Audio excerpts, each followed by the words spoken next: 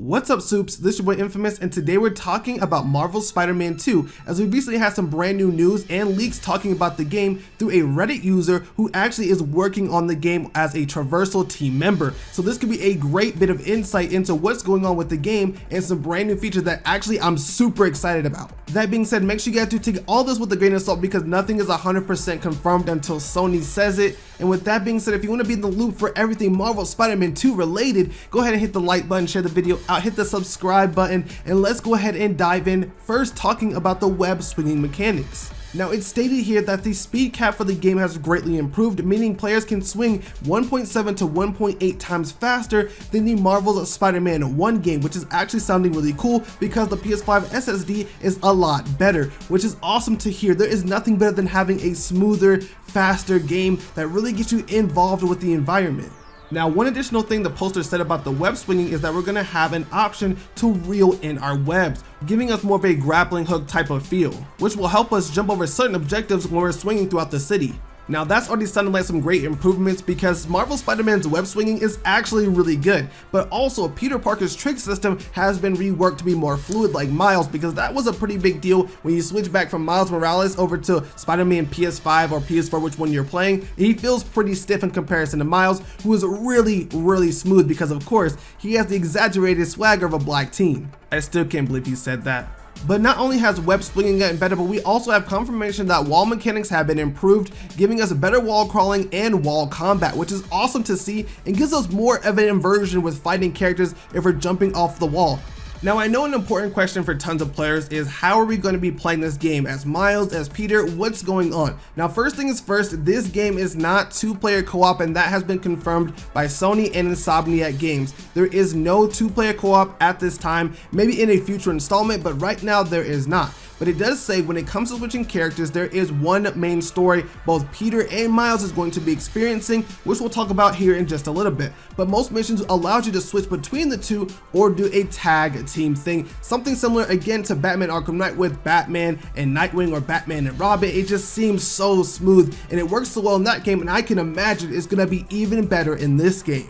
But the one that you aren't using will remain in stealth or fight enemies from far away, hence why the game has such a huge AI team and system. So again, you're gonna play as either Peter or Miles for your missions, which is actually really awesome because it adds a replay value to the game, because when you replay it, you can switch the roles and play as the other character, which I really want to balance between the two. So I'm just gonna kind of go with the gut, what I think the story should be for the characters. But overall, this sounds awesome. But again, no two-player co-op, but you will be switching and doing some team combos. Now, the poster continues and talks about Venom and the black symbiotic suit for Spider-Man, talking about how Peter will gain the iconic black suit in the first part of the game, using symbiote tendrils as the 4 extra arms in combat. Now, rather than this actually being an alien from space, it is actually being told that this Venom is going to be created by Oscorp. So of course it makes sense with the whole ending of Marvel Spider-Man 1 that had all of us gasping and being crazy, because we knew Venom was coming very soon. Now, of course, with any Venom storyline, Peter Parker is going to have the suit, then get rid of the suit, and it's going to find a new host.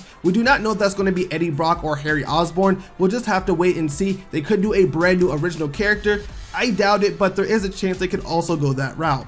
It's also said to combat the brand new villain, Peter will develop the 4 robotic arms, which we actually got to see in the reveal trailer. Now, this makes tons of sense because, of course, Spider-Man's going to be fighting with the 4 arms at the beginning of the game with the whole black suit, so you need to have that same progression even after he has the black suit. And I can't wait to see what these arms really do and what kind of playthrough they're going to have, what kind of combat. But I'm also curious on how they actually go in and out of the suit, because that part is going to be interesting. Some have confirmed and possibly said they could work like the nanotech inside Miles Morales, but we'll just have to wait and see. To build the hype even more, the poster goes on to say as far as suit powers, they have been replaced or reworked for even better ones, or to make them better, which is awesome to hear because some of them I didn't even use. So hopefully this gives me a chance to use those suit powers and experience them for the first time in this game. To continue the hype and answer some questions about the suits, it says all previous suits will return in the game, of course, alongside brand new ones, which is awesome because I did not want to lose out on any of those suits. So this game is going to have the most suits out of any Spider-Man game.